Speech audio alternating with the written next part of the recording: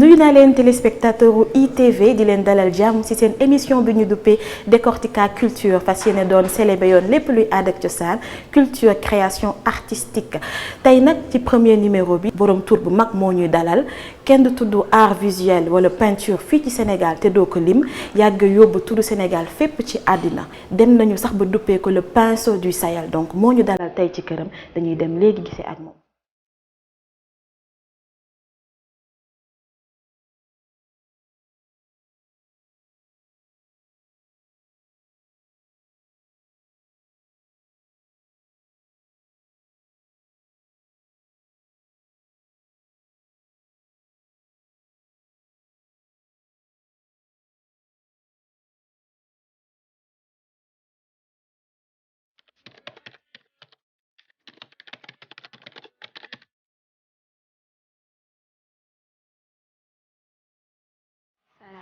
maaleykum salaam wa rahmatulah. Ça va bien. Ça va. bien merci nuyu nañ la. maa ngi lay fay di la siyaare. merci beaucoup ci dalal bi nga dalal Décortica tey. merci ci sa atelier. merci beaucoup jërëjëf. gis nañ la yaa ngi déjà à l'œuvre. waaw ci benn toile. tout à fait. donc tey waxtaan bi ñuy am ak yow ci loolu lay porter ci sa liggéey en tant que artiste bu yàgg yëngu ci peinture. mais aussi ci beneen fànn bi nga xam ne ñu bëri xamane buñ la ci. muy tapisserie. boobu aussi dinañ ci ñëw. mais laata ñuy dugg ci loolu yëpp dama lay laaj question bi leen njëkk laaj mooy. naka la peinture dikkale ba nga nekkee xale la da nga gis ni yow da nga ci aay wala. alors peinture bi ma nekkee xale dama dikkal parce que en fait man bi may nekk Thiès nekk jeune xale dama doon dem di football gaañ mais man football intéressé wu ma li ma intéressé wu ma nekk au bord du terrain di dessiner ci suuf si ba pare nag di observer terrain bi nit ñi ñu doon football loolu commencé ma marqué waaye nag avant sama yaay dafa nekk man dama nekk ci famille ràbbkat man maa boo laaj sama famille damay ràbb sama maam doon toppatoo affaire ay sëru rabal di koy rabbalu ci kër gi donc man ma dëkk ci kër gi nekk xale di foo ci diggante fi ñu doon rabbee maanaam rabbkat yi suñu rabb damay nekk di des fois ma jaxase seen fil yi donc xam naa ne inconsciemment am na lu ma interpellé ci biir couleur yooyu sama yaay nekk aussi brodeuse di broderie di def broderie yu rafet yoo xam ne dama doon toog di ko suivre di ko xool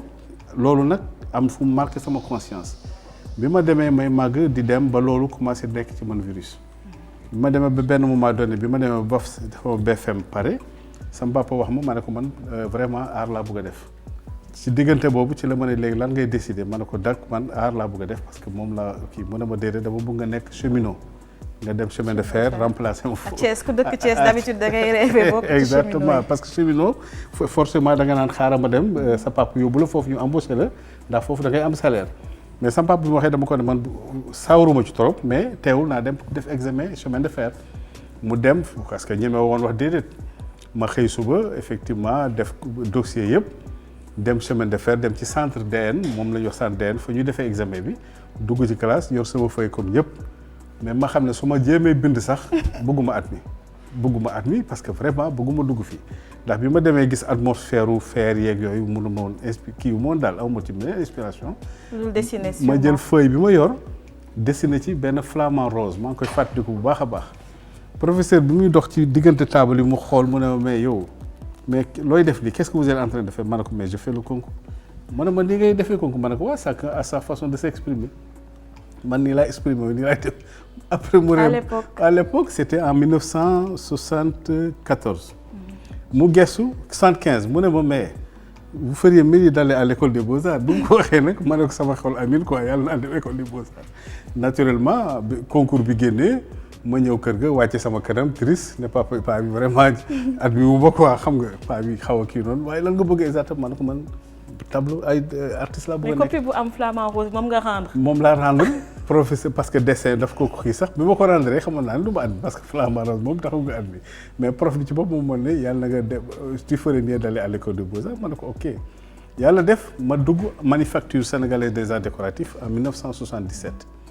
78 79 ba 80 ci laa jógee foofu def suma formation en art suma formation en tapisserie moom la ñuy wax cartonnier. ma dugg atelier de cartonnage def fa ay années jóge fa dem atelier de tissage en basse lisse mooy ñi nga xam ne sooy tissé tapisserie da ngay toog ak say tànk moom la ñuy wax basse lisse mooy bi nga xam ne dafay horizontal haute lisse mooy bi nga xam ne dafay vertical ndax da ngay tisser ak say loxo mooy comme genre pays arabe yi ni ñuy tisser ñun période bi ñu fa jógee nag haute lisse amu fa woon basse lisse lañ jàngoon ci la continuer sama parcours artistique. basse lisse bi la ñuy gis sax des fois njaago yi di defar sër bi moom la ñuy defaree sëru njaago yi. waaw parce que njaago yi parce que métier traditionnel lañ yor. effectivement mën nañ ko tuddee basse lisse mais ñoom ñi ngi ci affaire sëru rabal c'est-à-dire le pagne tissé. pagne tissé nag daanaka concept yi ñoo xaw a bokk mais nuroowuñu parce que soo poussé tuuti recherche bi mooy indi parce que tey ñoom ay sor yu ndaw la ñuy def. yoo xam ne peut-être ay 15 centimètres 20 centimètres 25 lay am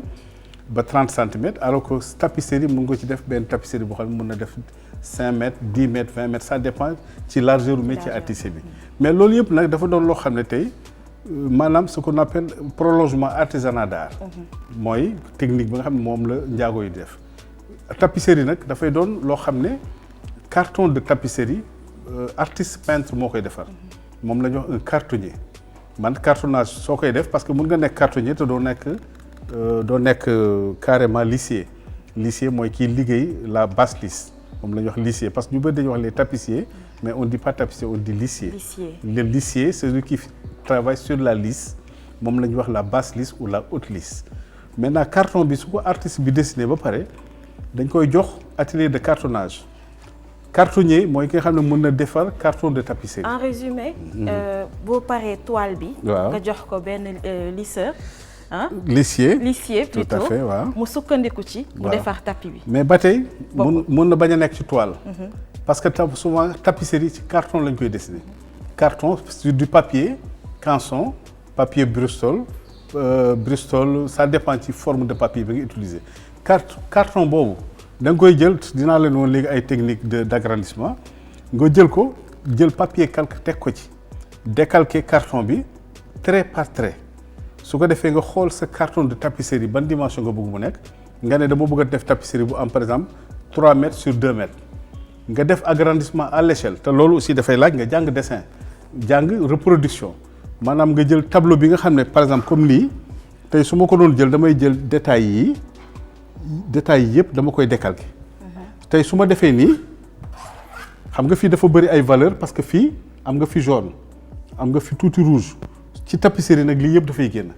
day doon valeur boo xam ne soo ko defee ci tapisserie dafay mel na nuroowul ak carton bi ndax da ngay génne valeur yoo xam ne dañu invisible ci biir liggéey bi. mais yow dañ lay gis d'habitude da ngay jongler ci ñaar yëpp. waaw parce que dama am chance jàng ñaar yëpp loolu nag ñu bëri defuñu ko am na ñoo xam ne mën nañu doon cartonnier mais mënuñu tisser. ndax man bi ma jógee ci atelier de cartonnage dama dem jàng tissage c'est-à-dire li def nekk lissier di tisser samay tapisserie. mais Sénégal ci li bii lañ la gën a xamal ci tapissier. parce que dafa am at yu bëri yoo xam ne dama nekkoon rek ci tableau. bi ma nekkee ci tableau benn jour fekk ma doon defar de temps en temps benn tapisserie ñaar mais day jar ba du ma am temps exposé. ak sama benn xarit nag collectionneur bu mag fii ci Sénégal vraiment boo xam ne dafay jàppale artiste bu baax a baax un jour moo ma ne mais. waroon nga def nag exposition pour ñu xam li ngay liggéey ndax boobu ba léegi yaa ngi defar tapisserie mais kenn gis ko ci laa décidé ci 2015 bi may fêté sama 35 ans de parcours artistique Adramé Diop mi organisé ko pratiquement au musée de l'IFAN ci laa présenté tuddee ko les tapisseries de Kalidou Kassé pour rappeler ne moi je suis spécialisé dans la tapisserie. Tey tapisseries j'en ai fait des milliers qui sont en train de tourner dans le monde. Vraiment donc c'est vrai que moo wane aussi technique boobu sama liggéey. am na solo parce que ñu bëri xamee wuñ la ci facette boobu. tout à fait mais dañuy faral di gis ni xale yi dañuy jàng yow est-ce que ba ngay jàng peinture da nga voyager nga pour compléter sa formation wala formation bi yëpp Sénégal fii nga ko def. non man dama ko jàng fii manufacture. bi ma fi jógee ma voyager dama dem États-Unis toog naa fi juróom-benn at. yoo xam ne dama doon def navette parce que man bëgguma woon tukki ku ñu wax Werner benn artiste bu mag allemand année boobu mu fay ñëw mi ngi amoon 70 ans mu ñëw club Aljana ma gis ko ñu ne ma kii artiste la peintre mu fekk ma Flamingo mooy espace bi nga xam ne fa la allemand yëpp doon daje le soir di waxtaan di naan seen café et ainsi de suite mu ñëw sol costume bu weex ensemble bu rafet mais bi ma ko xoolee ma ne ndee ndeysaan kon artiste mun naa solo nii parce que pour man mosuma woon gis artiste buy tedd ci li muy def wala solo noonu ma ne mais c'est pas possible paa bi moom kon am na xaalis paa bi kon am na kii am na njàng paa bi ñëw gis sama liggéey daal ne forcément daf ma bëgg a yóbbu Allemagne yàlla def mu ñëw jël ci man ay maquette maa ngi rappelé wu nii boo dem Allemagne publier ko foofu bi mu ko publier Allemagne yónnee ma journaux yi année bi ci topp mu ñëw seet sama papa Thiès garé je me rappelle bien 404 ànd ak ay nit man période boobu maa ngi Dakar jafe jógee naa manufacture ba ñëw Dakar bi ma ñëwee ñu woo ma sama papa ne ma dafa am allemand bu fi ñëw nee na yow lay seet ma ne ko lu xew mu ne ma nee daf la bëgg yóbbu Allemagne ma ne ko Allemagne pour lan mu ne ma noo dafa bëgg soo demee mu adapté la nga nekk ci atelier am après mu accompagner la daal ma ne ko non papa man daal vraiment man voyage intéressé wu ma sama papa ne ma bëggoon dem ma ne ko non bëgguma dem Allemagne dama bëgg daal fii ba ñu xam ma fi ba pare ma door a dem tukki daal papa bi ne ma ah mais kooku de yaay choisir allemand bi ne il était un peu déçu nga xam boobu temps portable yi amul woon nii quoi après ñu wax ma information bi te sama benn grand moo ma woo moo leen tegtal sama kër ndax dañoo dem manufacture ñu teg leen suñu kër Bambara ñu koy wax Daouda Diop ndem si yàlla na ko yàlla yërëm ndax moom moo ma formé manufacture Werner Schoop dem dellu Allemagne yàlla def na ma def 20 ans après ci laa ko doon a fekk Allemagne donc loolu la amee expérience après bi ma demee aussi avant Werner dem naa États-Unis installé wu à New York maa ngi amoon sama atelier ci 42nd Street nekk fa di liggéey am suma atelier di liggéey à peinture mais di def aussi textile design am na maquette tissu yu bëri yoo xam ne tey maa ko dessiné def textile di def dugg ci loolu di liggéey ak fabrique yi juif yi di liggéey ak tissu yi nekk Soho mooy mooy espace bi gën a mag ci monde bi ci fi artistes yi di daje yoo xam ne genre village moom la ñuy wax le village soo fa demee lépp luy industrie culturelle da nga ko fay gis artistes yoo xam ne t-shirt rek la ñu dundee am na ñoo xam ne du ñu artiste mais dañuy defar t-shirt di ko jaay maanaam da ngay defar maquette t-shirt bi jox leen ñu dem imprimer di ko jaay te maquette yooyu dama ko doon liggéey foofu aussi. loolu yëpp dafay wane sa ouverture ku la xam-xam ni sa art dafa ibbeeku ci àddina. yàgg nga dem sax di représenter Sénégal def nga exposition ba def exposition biir kër Barack Obama résidence privée Hillary Clinton également Banque mondiale fépp da nga fay dem di expo mën nañu xam loolu ouverture boobu naka la dikkee. alors foofu pour préciser. c'est dañoo am sama collection. dañoo am sama collection mais du exposition bu ma dem def ko seen biir kër mais sama collection la ñu am. dañu yor foofu waaw mais nag xam nga dëkk bi moom am na sa roq yoo xam ne doo ko wax ci kaw. d'accord mais mën nga ko wax décortica. du ma ko wax bii mooy émission. du ma ko wax wóorul. artistes yi. parce que sama collection la ñu am. te soo xoolee sama parcours am na chef d'état yu bëri xam nañ mais loolu ay connexion la yoo xam ne yaa koy liggéey ak say relation ak say connexion ak invitation yi ngay am à travers le monde ndax bi ma demee États-Unis chance bi ñu am mooy. man ak suma xarit Polaan moom laa àndaloon Polaan suma xarit la suma wëlëre sama doomu ndey ñu defandoo liggéey mucc fa ay am fa suñu galerie liggéey nañu def fa exposition ci galerie maanaam ce que je peux dire galerie bi gën a mag ci àdduna bi ñu koy wax Sotheby's. Sotheby's tey soo déggee ñu def vente aux enchères ñu naan jaay nañu tableau ay milliards de dollars foofu lañ koy defee Sotheby's dafa am Angleterre am New York am un peu partout dans le monde mais ñett ou ñeent ñoo am dans le monde. à part Sotheby's c'est Christie's ñoom ñooy ñi nga xam nga ci dara parce que yaa ngi ci culture ñoom ci yooyu la ñuy liggéey créneau yooyu nag soo ko amee daf lay ubbi ay ouverture am na ñoo xam ne dañuy jógee Europe ñëw ma recevoir leen ñu ñëw na ma spécialement sama œuvre tey fekkee nañu benn sax parce que tey ba ñu ñëwee fii dafa xumboon loolu nga doon recevoir benn caricaturiste israélien moom nga doon recevoir donc loolu dinañ ci ñëwaat sa ouverture boobu andil na la ay opportunités yu bëri parfaitement n'est-ce pas parfaitement parce que ouverture bi xam nga artiste da ngay liggéey dans le temps et pour la postérité mais doo camper léegi ba pare ngay continuer di def ay recherche di def ay relationnel tey maa ngi sant yàlla parce que maa ngi liggéey ak artistes yu bëri ci monde bi de Californie au Maroc de Maroc à Londres et ainsi de suite il arrive aussi des collectionneurs jóge Europe woo ma ne ma dañ la doon wër parce que dañu soxla sa œuvre ñu ñëw ma recevoir leen fii parce que du lépp ngay génne ci presse bi ñu tànn li ñu tànn jënd fay ma ñu dem ñenn ñi aussi dama koy def obligé yónnee par bateau pour mu dem parce que damay liggéey groupe Bolloré sa tableau mooy yónnee dans le monde yëpp ñoom ñoo koy transporter assurance clou à clou soo déggee clou à clou may defar tableau bi conditionné ko dugal ko ci kees bi bateau bi jël ko yóbbu su ko defee kooku su ko jotee defal ma accusé de réception ne jot na œuvre bi loolu ay liggéey la yoo xam ne dafay laaj ay temps pour artiste mën ko def waaye li ko indi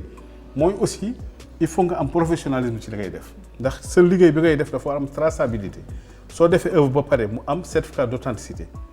bordereau bi ngay livrer nga xam ne œuvre bi kii moo ko yor tey sama œuvre yi nekk ci monde bi yëpp bu ci nekk à part yi ma fàtte ci commencement ba am na yoo xam ne bu ci nekk mën naa la wax mu ngi ci béréb sàngam. kon da ngay am traçabilité say œuvre. am na ay traçabilité samay œuvre te boobu temps sax waxaguñu affaire SODAV.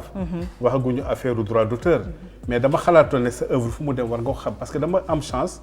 dajeeg ku mel ne Pape Ibra Tall dajeeg artistes yu bëri yu mag yoo xam ne bi may nekk manufacture dañ fa doon ñëw di fa indi seen carton de tapisserie ñu leen koy tiisal may waxtaan ak ñoom bokkoon ci aussi ci mouvement associatif yi. mooy par exemple APPS ANAPS am naa cartam APPS am naa cartam CNAPS am naa cartam yooyu yëpp dama ci bokkoon di xam artistes yi ni ñuy liggéeyee nan la ñu defee mais teewul may aussi am ouverture sur l'international. looloo tax tey ma indi ba nga xam ne tey ma am traçabilité samay œuvre ci laa gis ne am na loo xam ne kenn du la ko jàngal école tableau soo ko defee dafa war a am fiche technique boo xam ne moom ngay def mooy maanaam kayitu juddu tableau bi juddu na bés sàngam tey lii mooy technique bi acrylique mooy peinture bi may utiliser nii lii mooy acrylique te acrylique peinture la boo xam ne dafa naqaree liggéeyee ndax dafa gaaw gis nga fi ne ni diggante bi ñu waxtaan xam nga wow na pratiquement soo xoolee fii daanaka presque wow na dootul bouger mais su doon huile la tey soo ci defee essence de térébenthine soo touché rek mu daal di tasaat soo jógee ci lii après nga defal ko fiche technique moo def hauteur bi def dimension bi ba pare am identité œuvre bi ak sa adresse. mooy tax tey suñu wër œuvre bi dans le monde dinañ xam kan ak ban année la ko def ndax soo gisee tey ñu wax Picasso Léonard de Vinci Rembrandt ainsi de suite Giacometti ndax dafa am traçabilité seen œuvre te suñu dëkk bi amul woon tradition archivage yooyu mais nag ci matière œuvre d'art dañ ko war a archiver tey maa ngi liggéey par exemple benn société de droit d'auteur bu nekk en France ñu koy wax ADGAP man foofu laa affilié foofu laa inscrire malgré que am naa carte sax SODAV mais ñoom ñooy suivre samay œuvre à travers le monde ndax tey sama tableau fu ñu ko wane ci adduna bi su weer at bi joxee dañ may woo ne ma Kalidou say tableau wane nañ ko Allemagne wane nañ ko Bruxelles wane nañ ko tel am nga ay droit yu ñu la war a fay temps la parce que image bu mu génn moom la ñu wax le droit à l'image. D'accord. fii nag eggaguñu ci gars yi di ko fay correctement mais defe naa SODAV mi ngi liggéey ci. waaw mu ngi liggéey ci wàll boobu récemment sax juróom na fi coow. exactement mais je pense que ñu ngi nekk ci jeexital bu rafet mais dañuy ñëw ci thématique yi bu ñu gisee benn toile balaa ñuy gis signature bi sax bu ñu gisee couleur yi suñu xel day dem ci Kalidou Kassé na da nga bëgg couleur ah choix boobu nan naka la dikkee. alors choix bii daal mooy lenn parce que man dama jàpp ne àdduna lumière la. àdduna lumière la ndax lépp lu lëndëm rek man pour man du lu positif ndax lu lëndëm dafa lay rappeler lu sombre lu triste ma ne mais pourquoi mënuñu am lumière boo xam ne dafay éclairer le monde dama ne woon suma tableau chaque fois su ma mënee envoyer un grain de lumière c'est-à-dire un brin de lumière dans chaque foyer et dans chaque cœur man sama xol dina sedd parce que souffrance bi dafa bëri ci àdduna bi ma jox la rek benn anecdote bi ñuy exposé Assemblée nationale bu Berlin dañu dem di añi ma jékki-jékki ñu woolu ma biñ ma wooloo ma ñu ne ma am na ay gan yu xaar ci biir assemblée nationale ay député parlement bi dañoo ñëw gis exposition bi ñu kontaan bi ma dugg see ñu ne ma ñoom li leen éblouir mooy lumière bi ma apporté samay tableau ma ne ko ah bon pourquoi mu ne parce que artistes yu bëri souvent ces tableaux yi dafay gris dafay sombre te fii ñoom bu ñu gisee lii dafa doon lu bees yi ñoom moo tax daal vraiment dañ ci kontaan lumière boobu nag dama koy tenir sumay œuvre parce que dama naan toujours dans chaque tableau war na am soleil war na am lumière war na am tel ce n'est pas forcément toujours parce que am na période 2000 boo xam ne ba 2000 liggéey naa sur les bleus c'est-à-dire bleu de mer bleu d'outre-mer profond bleu de Prusse liggéey naa ci gamme boobu. ñu bëri bu ñu gisee couleur yu gai yi dañuy foog ne beauté rek ngay seet ci say tableau nag say tableau day lancer ay messages. waaw beauté bi xam nga da ngay comme lan la ñu wax ne da ngay allier l'utile à l'agréable l'utile à l'agréable mooy soo defee tableau bi mu am par exemple lumière war na am tableau bi lan lay tekki par exemple su ma jëlee benn thématique rek boo xam ne bu simple la dama jël comme ni ma la ko encore j'aime bien le répéter bi ma jegee ab Pape Ibra Tall waxtaan ak moom ci lu bëri ndax man maa ko rendre hommage ci benn biennale bu fi amoon maa doon commissaire bi di ko approché di waxtaan ak moom mu may expliquer ci la ma doon wax ne moom affaire u femme nue intéressé wu ko parce que jàng na ko ci académie moom laa doon wax xale yi man leen li ñuy jàng Europe du lu ngeen mën a pratiquer fii kon art bi am na ay limites dafay booleeg mu yem ci sunu tradition. surtout ci wàllum caricature. non même pas caricature. parce que femme nue soo defee portrait femme nue mënoo ko exposer. mënoo ko présenter alors que femme nue soo demee ci académie dañu sumi jigéen mu toog artistes yi toog yor seeni kii di ko dessiner parce que dañu xam nan la ñuy defee anatomie nit lan moo ko composé ko en partie looloo tax tey sooy dessiner nit du la jaaxal mais fii loolu ñu meew ko def wala boo koy soogee da ngay nëbbut te foofu famille yooyu ñu dessiner ñoom dañ leen di fay heure famille jotewuñu dara lañ ñëw toog nga fay leen ñu fii parce que ci académie noonu la ñu jàngalee mais tey soo ñëwee fii Sénégal mënuñoo jàngalee loolu cela veut dire que soo ko jàngee fële te doo ko mën a pratiquer donc am na limite léegi lan la ñuy def ma ne leen Europe jox nañu outil mooy kii nga xam ne moom la ñuy wax couteau à peindre couteau bi mën naa ko utiliser mais su ma defee couteau bi ba pare lan la tableau bi di wax ma ne waa man est-ce que du ma def tableau bu tudd ñaanu waajur parce que dégg naa ne loolu dafa am loo xam ne lu muy apporter ci nit la ma def tableau bi tey fi ñu toll nii tembe di wax am na mu wees ñeenti nit ñu ma ne bëggoon naa vraiment soo bés boo defee rek tableau ñaanu waajur nga kii pare naa pour jënd ko mais tableau nag boo koy defar day fekk nga am inspiration thème bi mën na c'est-à-dire titre bi du varié mais li ngay liggéey day varié mënatuma def ñaanu waajur parce que su ma inspiré dinaa ko def moo tax souvent thème yooyu day doon thème yoo xam ne dafay ànd ak suñu jamono ndax bi ñu joxee couteau à peindre jox ñu pinceau jox ñu toile lan moo ci des mooy nag ñu def li nga xam ne ci ñun la ci ñun ñoo ko moom tubaab bi mënuñoo jox lépp ñu jël lépp boo ko utiliser comme ni ñu ko doon defee mën nañ nag jël ay sujets au-delà parce que damay lire ay romans je m'inspire de beaucoup de romans de Cheikh Hamidou Kane def naa fi par exemple la Grande Royale de Cheikh Hamidou Kane tonton Cheikh Hamidou bi mu ko gisee en tapisserie dafa kontaan mu ne ma Khalidou je suis très fier parce que la Grande Royale est interprétée pratiquement dans tous les médiums aujourd'hui tu l'as peint je suis très fier et ça m'a fait plaisir j'ai fait d'autres tableaux aussi sur d'autres sujets où je m'inspire par exemple de Amadou Hampâté Bâ des fois je m'inspire simplement de. loolu yëpp day wane ni benn art mën na inspirer beneen art. merci beaucoup benn art d'ailleurs sax tout est lié fii nag la ñu séparé fii parce que léegi suñu wax art contemporain lépp ànd. tey da ngay def peinture da ngay def installation da ngay def lépp daal ba nga xam ne tey art yooyu duñ parce que soo demee ci théâtre cinéma par exemple moo gën a complet mais cinéma lépp ngi ci biir. am na peinture am na dessin am na graphisme am na installation am na costume am na lépp am na mode cela veut dire que art bu complet la. mais peinture aussi soo xoolee ba ci loolu yëpp complément la ci biir. donc monsieur Kassé dañ lay bàyyi nga avancer tuuti ci tableau bi. laata loolu nag dañuy dem ci suñu rubrique bu ñu duppee Zoom Créa. Zoom Créa bu tey bi dañuy dem seeti benn artiste bu jigéen buy def lu am solo ci wàllum couture lépp luy tissu africain du bogolan wax wala wudin ci lay liggéey mu def ko marque de fabrique am li mu gën a bëgg nag mooy indigo. Zoom Créa ce sera avec Nounou Design c'est tout de suite dans Décortica.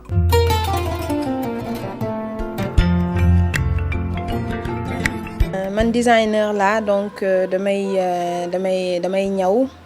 damay def ay collection mais li xaw a spécial ci suñu liggéey mooy liggéeyu Nounou Design en tant que tel mooy on est plutôt dans la recherche de matière suñu nee recherche de matière mooy dañuy xool Afrique peuple yi en tout cas pagne yi ñuy utiliser ñu mun a raconter seen histoire parce que dëkk boo gis peuple boo gis buy liggéey benn matière am na vécu et vécu boobu en tout cas man sama devoir mooy dem ci ñoom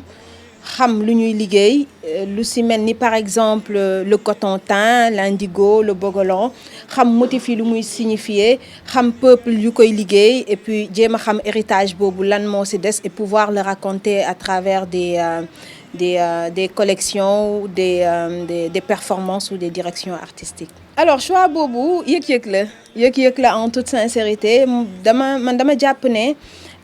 Afrique lu koy demloo kanam li ñu mën a jàppale en tout cas pour suñu développement économique mu gën a dëgër mooy ñuy jéem a dundee li nga xamante ne ni moo nekk suñu biir dëkk yi ça veut dire su dee wàllu ñaw wala leneen man sama engagement ci loolu dafa fort dem xool ñooñu lu ñuy liggéey lu mu doon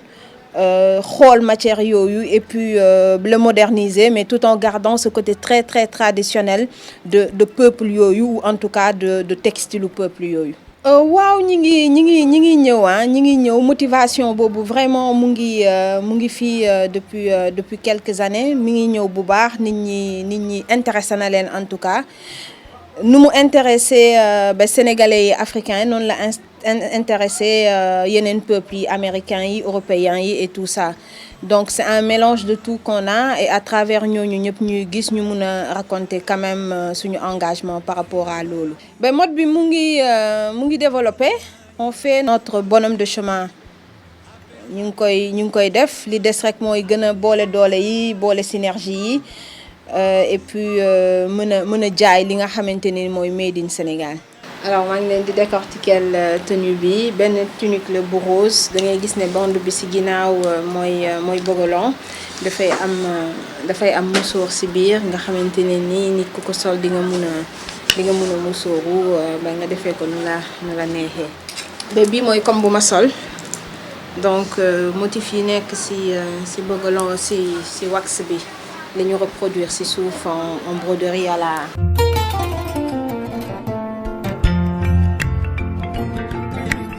Zoom Créa loolu la leen andiloon ak Nounou Design dafa nekk rubrique boo xamante ne chaque numéro décortica dina leen fësal benn talent mu nekk talent artisanal wala talent manuel yi nekk fii ci Sénégal ba tey dañuy dellu si waat ci monsieur Kassé. ñu ngi doon wax léegi couleur yi di wax clarté yi nga xam ne sa tableau bi moom lay am. maa ngi seen fële ci galerie bi ay tableau yi nga xamante ne ba léegi dañuy respecter sa orientation bi ci couleur yi. Dañuy dem rek ñu xool ko nga expliquer ñu tuuti thématique yi ci tànn message yi tableau yi di wax. nañ jëm ma woon leen.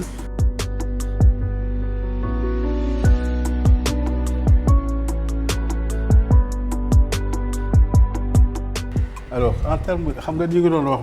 waxi lumière. wax lumière mais dinañ ci ñëw parce que ci yenn tableau yi am na soo xam ne gis nañ ko fi mais dama bëgg juste expliquer ne fii dafa am ay tableau thématique. par exemple fii tableau thématique la. bi ma koy liggéey dama ko tuddee wax sa xalaat ndax dama jàng sociologiquement sur environnement socioculturel ma gis ne Sénégal lan la ñuy def dafa am ay espace lu ma koy tuddee ay espace de socialisation fii dama jël prétexte ci car rapide ndax soo xoolee bleu yi mooy code couleur bi code couleur bi moo lay jox les couleurs du car rapide mais ci biir car rapide bi dafa am beneen dund bu fa nit ñi dund ndax da ngay dugg fii ñu ne la demal par exemple ñett ak banc ñetti nit daje ci benn espace boo xam ne c'était pas évident ñu daje fa mais par la force des choses daje nañu fa commencé waxtaan nga jékki-jékki ñu ne leen jàppal ci mbay ñetti nit taxaw jàkkaarloo ñu jékki-jékki ñu ne leen demal ci salle bi salon bi nga dem ci biir parce que yooyu pour man terme la yoo xam dama koy décoder pour xam nan la société bi dundee ak lan mooy tax ñu daje mais bu ñu dajee da ngay jékki-jékki su dawee tuuti nit ñi commencé waxtaan. ubbi benn débat mooy wax sa xalaat moom laa ko tuddee noonu. wax sa xalaat bi mooy pendant que ñu ngi wax léeg-léeg chauffeur bi. moom dafa absent. ndax moom bokkul parce que chauffeur bi moom dirigé wul car rapide bi mais apprenti bi mi ngi nii ci kaw. moom moo koy dirigé ndax lii kenn mësu gis ci àdduna. taxawal départ jàddal am na nangam chauffeur bi donc apprenti baa ngi noonu mu indi nag benn moment boo xam dañu waxtaan ba caag mu jékki-jékki nga de alhamdulilah moo indi lii maanaam ku nekk sant yàlla ne waxtaan nañu xamante naa vidéo mu indi nag benn genre jeu de dame boo xam ne ku nekk soo dajee karab ku nekk yaa ngi xool nan ngay pousser sa pion pour mun a génn ci société bi. parce que dañu yeewu suba teel ku nekk am préoccupation bu la tax a jóg ñu daje ci karab bi ku nekk ak say problèmes ak say préoccupations moom laa indi fii pour voir un peu cet espace de société sénégalaise avec le transport en commun bu ma décoder fii quoi. gis nañ aussi coupure journal. coupure journal bi moom mooy wax fii par exemple USAID. décline un plan quinquennal de 180 milliards. par exemple préoccupation bi société bi ñoom waxuñu loolu.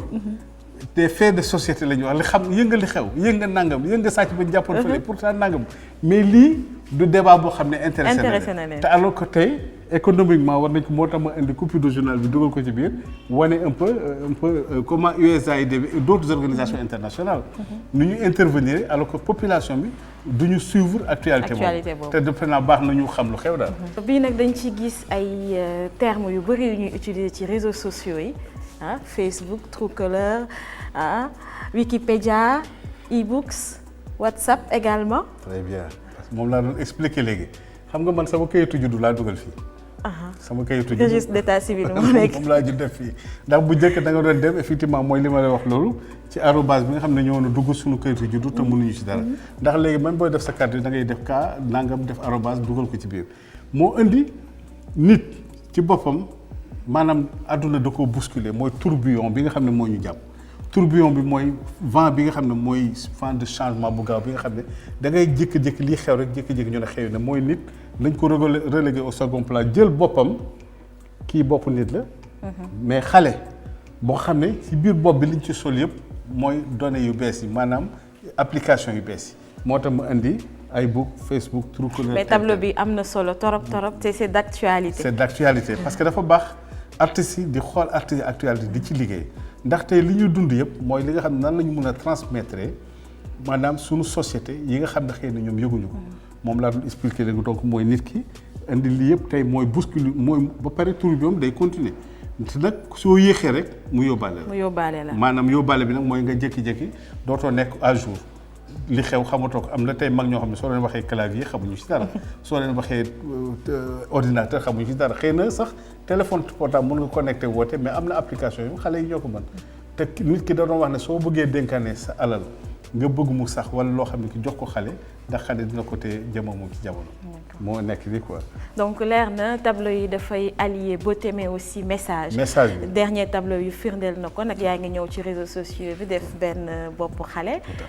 réseaux sociaux yi xam ne sax des fois dañ ciy gis ay dérives ba dem nañu pour xoolaat nuñ koy saytoo encadrer loolu yëpp donc tableau bi ça vient à son heure. tout à fait te lu jaaxal àdduna ba la ndax dérives yooyu ba léegi monde bi yëpp xamuñu sax nu ñu def ba encadrer loolu. ndax dafa compliqué cerner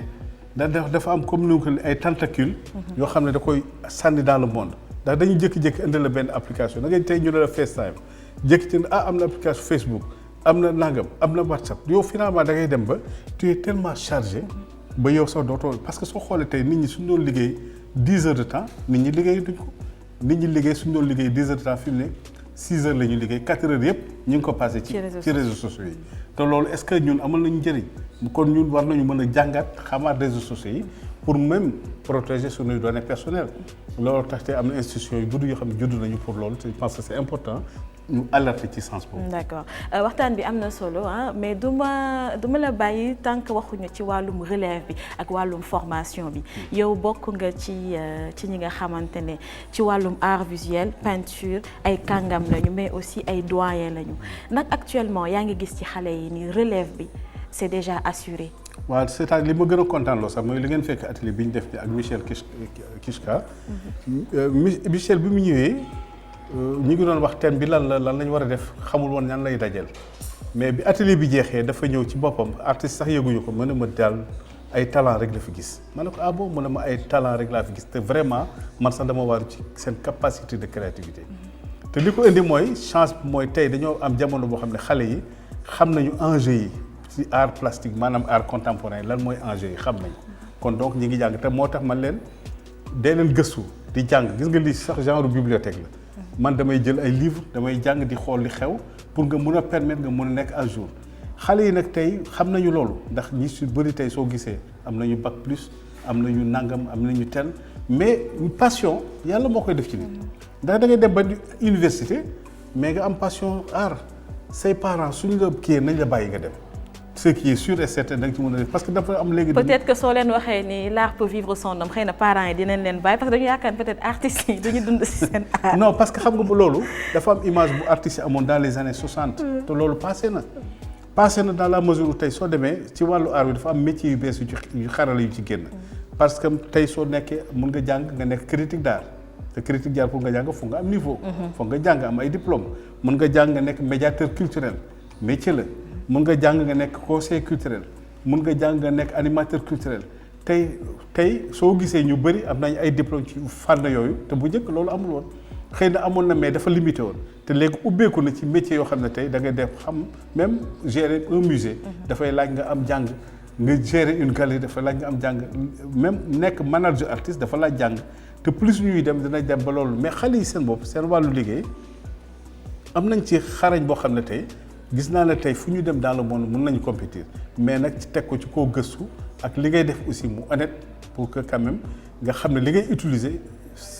mooy li may wax matériaux bi ngay utiliser war nga ko xool su dee peinture la nga xam ndax ak peinture bu baaxal bi la acrylique la peinture à huile la wala tel su dee toile la ban toile nga utiliser est-ce que toile de l'huile la toile de jet toile de nangam même bu dee loolu nga assumer ne sa kii la mais daal li ngay def na door client bi bu ko jëlee koo xam ne bëgg na ko soit mu jënd ko wala nga may ko